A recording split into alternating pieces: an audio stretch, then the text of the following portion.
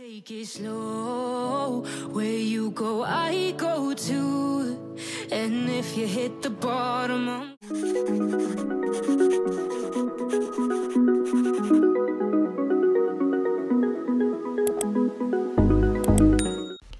In this video, I'll be teaching you guys how to cut and sew this scissors neckline top or a crisscross neckline top. So I already have my pattern paper folded into two. This is my basic bodice. So in case you don't know how to draft out your basic bodice, I have a very detailed tutorial on this channel. I'm going to leave the link in the comment section, and if you're a regular, you should know how to do this by now. So let me quickly run you guys through all the points, all the lines that I have here. So the first line I have is the distance from my shoulder to my chest line, which is 8 inches. The next one is the distance from my shoulder to my bust point, which is 10 inches. The next one is the distance from my shoulder to my under bust, which is 13 inches. The next one is the distance from my shoulder to my waist, which is 16 inches, and the length of my top, which is the full length of this pattern paper, is 20 inches. What I have here is the half of my shoulder measurement divided by 2, which is 8 inches. I took that, and I also came down by 1 inch for my shoulder slope, which you can see. On my chest line, I also took the 8 inches, which is half of my shoulder measurement, and I connected the dots into a straight line. So I have my chest line, my bust point, my under bust point, my waistline, and the top length, which is 20 inches. If you don't understand, just check out the link in the description box to know how to draft out your basic bodies. So everything that I did for the other side, I went ahead to do it on this part. So because this top is a scissors neckline top, that is why my pattern paper is in full. So what I'm going to do is to run a straight line on the center part of my pattern paper. Since it's already folded, the center part is obvious, so I just drew out a straight line on the center to divide this pattern paper into two. So what I'm doing next is to take half of my bust span measurement, which is my nipple to nipple measurement, divided by 2. I'll take that on the top length, on my waistline, on my bust line, and on my UBL, and I connected the points into a straight line. What I'm going to do now is to alter these basic bodies into a bustier pattern. So I'm going to tighten my under bust and my over bust. On the center front, I'm going to mark 1 inch to tighten the under bust. I'll mark 1 inch on the top length, on the UBL, on the bust point. And on the side front, I'm going to take 1.5 inches to tighten the under bust. So I'll do the same thing. I'll mark 1.5 inches on the top length, on the waistline, on the UBL. And I'm going to use my straight ruler to connect the dots together. I'll use my curved ruler to connect from the under bust to meet the bust point like this. So you can use your free hand, but make sure it's not straight. Now we're making a scissors neckline, and our chest line is 8 inches. The chest line I'm using is 8 inches, and I don't want my bust area to be exposed, so I'm going to go up from my chest line by 1 inch. I don't know if you understand. So whatever measurement you take for your chest line, go up by 1 inch and rule a straight line. So this line is going to be my new chest line. I'm doing this because I don't want my bust to be exposed. So I'm going to connect my dart leg to meet my new chest line, just like you see me doing. So what I'm going to do next is to tighten my over bust to avoid gaping. So on this end, I'm going to take 1 inch, and on the other end I'll take 1 inch, and then I'll use my ruler to slant to meet the bust point. So that way our top is not going to gape on the chest area by the time we are done sewing. I don't know if you understand, but if you don't understand, just look at what I am doing. After doing that, the next thing I'll do is to create the crisscross neckline. So I'm going to measure the neckline that I have here. The neck width is 3.5 inches. You can see that I'm measuring from one side of the neckline, and that is enough. So I'm going to indicate that with a dot. So I'll connect from one dart leg to meet the 3.5 inches. If you want to extend your neckline, is totally fine. The neckline I'm using, the width is 3.5 and the depth is 2 inches, which is okay for me. The next thing I'll do is to determine how wide I want the crisscross neckline to be, and it totally depends on you. Some people really want it wide and some people want it very small. For me, I'm going to measure 3 inches from the 3.5 inches neckline, and I'm going to slant to meet my old chest line. So if you want your chest area to be revealing, you can slant from there to meet your bust point, but this is where I want mine to stop, my old chest line. So it totally depends on you and your preference. So we are done with creating our crisscross neckline. So this is my back pattern. I already have my zip allowance, which is 1 inch, because I'm not using a stretchy fabric. So if you're using a stretchy fabric, you can go ahead and skip this part. So I'll go ahead and take my neckline. On this chest area, I already placed my bust measurement divided by 4, and I also curved out my armhole. So everything I have here is everything that I have on the front pattern, except that I didn't draft it on fold, and this is my dart. The length is also 20 inches. So I'll go ahead and take my neckline. So the neckline totally depends on you, but I want to do a high neckline. So just like I did for the front, the width is 3.5 inches and the depth is 1.5 inches, and then I'll use my ruler to connect what I have together.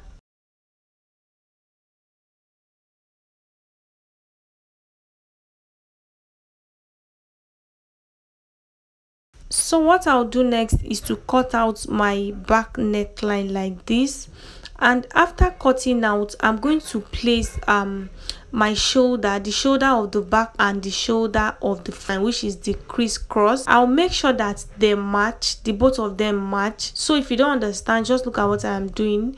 So this is the two shoulder area that I have. I'll cut out this shoulder slope so that you guys will understand what I'm trying to do. After placing the two on each other like this, I'll use my marker to mark the excess shoulder area that I have on the back pattern, and then I'm go ahead and trim it off.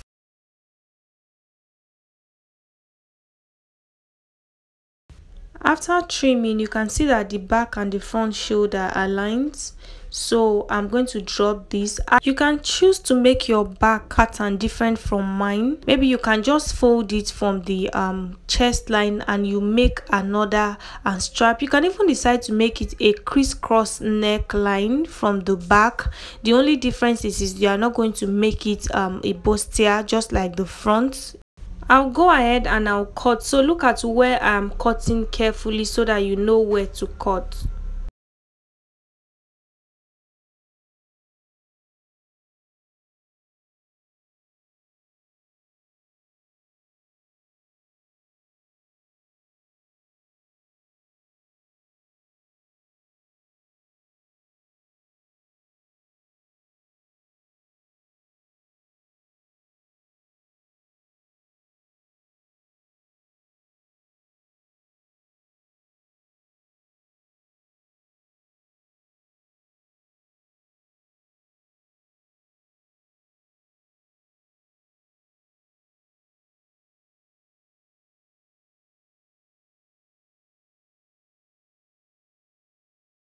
I am done cutting and this is what I have. So I went ahead to duplicate the center front so that you guys will understand. So I have two of these. This is how it's going to face each other and it's going to cross like this for the center front. So we are done drafting out our pattern. So I'm going to cut two of this side front and two of this center front.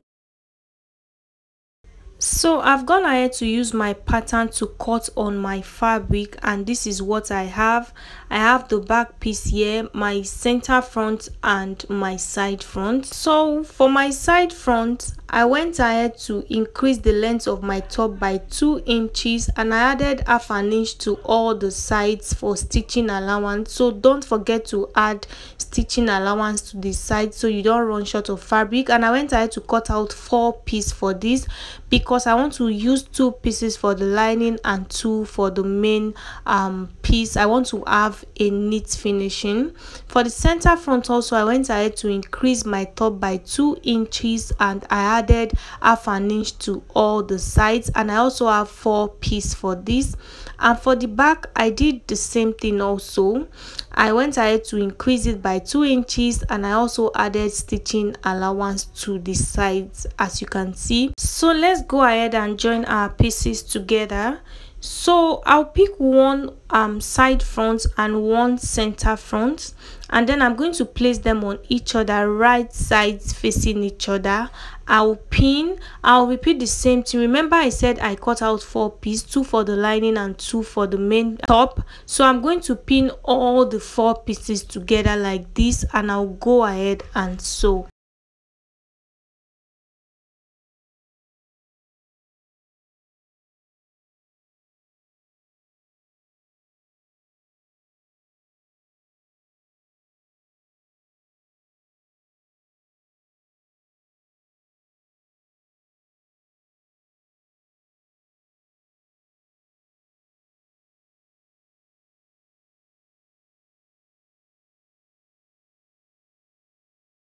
After pinning everything together, I'll go ahead and sew from the base down to the top area where the princess dart stop. And once I turn it over, this is what I have. I'll do the same thing for the 3 other pieces that I have.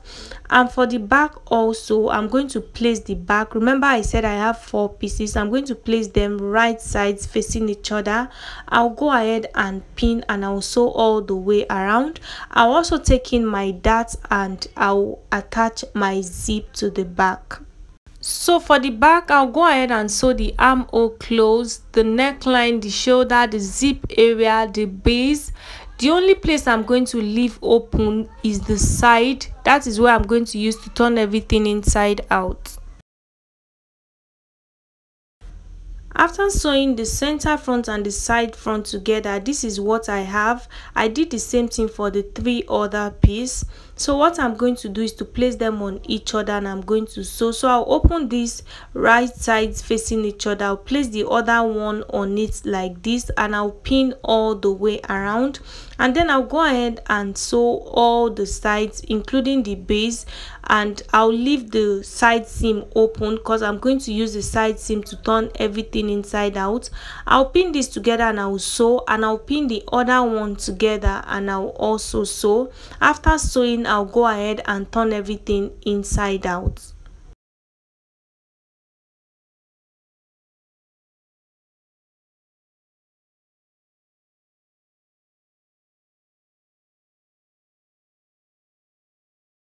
So I'm done sewing, and I went ahead to turn it inside out using the opening that I left on the side seam, and this is what I have. So I have 2 pieces after using one of the pieces for my lining. So these are the 2 pieces for the front. So what I'll do is to place them together like this, and I'm going to cross the neckline together, crisscross or scissors effect, just like what you see me doing like this. So you can decide to leave the center open. Maybe you're not making a top with this, you're making a jumpsuit. You don't have to close the center front. You can decide to leave it open, but for me, I'm going to turn it over like this, and I'll place them on each other. I'm going to pin all the way to the end, and then I'll go ahead and sew to close it up. But if you don't want to close it up, you can leave it open, and if you want to close it halfway, you can totally do that. So I'm going to just pin mine to the end, and then I'll run a straight stitch on it. After sewing the center front together, this is what I have. on the outside, I'm going to cross my neckline like this to give me that scissors effect. And I'm going to bring my back piece. I've already sewn in my zip. I didn't take in my dart because of the kind of fabric I'm using, but you can go ahead and do that. So what I'll do next is to join my shoulders together. So I'll place the front and the back shoulders together. I'll pin and I'll go ahead and sew. So the next thing I'll do is to shape my top. So I did not shape it on the pattern paper because I want to get everything correctly before shaping it. So I'm going to use my basic bodice measurement to shape it. So I'll place my bust measurement on the bust point and my waist measurement on the waist point, and then I'll connect my lines and I'll go ahead and sew. After sewing, we are done. I'll come back and show you guys the finished look.